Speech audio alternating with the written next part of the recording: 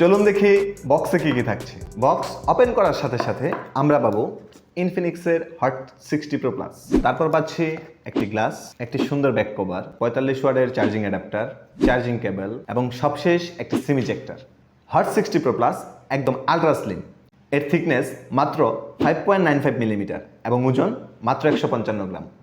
আপনি হাতে নিলেই বুঝতে পারবেন এই ফোনটি কতটা লাইট ওয়েট। হট 60 প্রো প্লাসে আছে IP65, পানি এবং ধুলা প্রতিরোধে আপনি এটির উপর ভরসা রাখতেই পারেন।